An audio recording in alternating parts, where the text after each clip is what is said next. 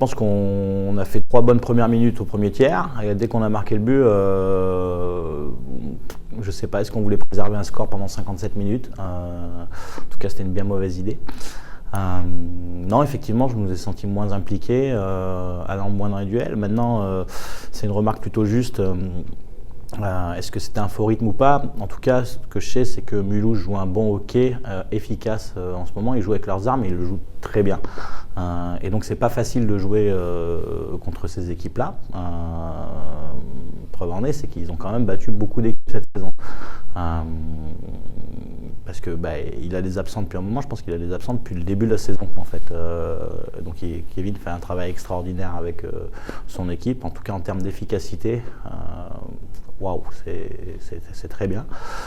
On savait ça, on avait prévenu les joueurs de ça.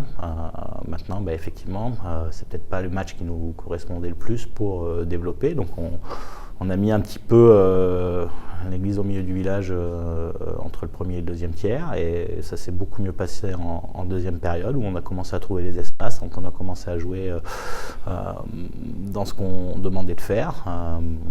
Voilà, donc ça c'était plutôt pas mal. Puis après, il y a eu 2 buts très rapides, rapprochés en l'espace de 20 secondes, qui mettent un petit peu un coup sur la tête et on tue quand même la pénalité de 5 minutes pour ressortir avec 3 buts d'avance au deuxième tiers, fin de 2. Voilà, donc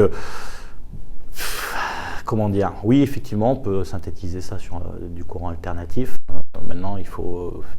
C'est bien beau de dire ça, il faut juste trouver le juste milieu et le bon diapason. Là, on a joué ce soir 25 minutes, 30 minutes tous ensemble, avec une équipe, avec un line-up complet. Puis il s'est passé ce qui s'est passé.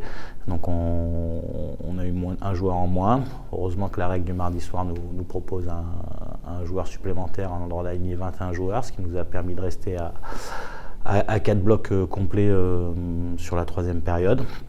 Donc ça, c'est quelque chose de plutôt positif. Donc voilà, ce qu'on a dit aux gars à la fin du match, c'est que c'est 3 points, super, très bien. Hein, c'est-à-dire qu'il y a un mois et demi, personne ne disait ça, quoi. Puis on a enchaîné la 4e victoire d'affilée. Donc c'est peut-être pas beau pour l'instant comme on voudrait. Il y a eu 10 minutes qui étaient très bien. Mais voilà, ça fait 3 points ce soir. On va maintenant placer à la récup et se focaliser sur le gros challenge de vendredi soir. Très bonne équipe en ce moment, ouais, ils jouent un très très bon hockey. Bon, on le sait, ça fait partie des grosses écuries du championnat et je trouve qu'effectivement ils jouent de mieux en mieux depuis maintenant un bon mois. Voilà, quand on les avait rencontrés ici, moi je trouvais que c'était un des matchs les plus aboutis qui avait eu lieu depuis le début de la saison. Donc voilà, mais après on était retombé dans un faux rythme aussi. Donc voilà, on sait que ça va être un gros challenge vendredi soir, donc on se doit de travailler, d'amener notre identité, puis après amener petit à petit la philosophie de jeu. Mais il faut d'abord qu'on ait cette identité sur 60 minutes pour que la philosophie arrive, voilà, tranquillement.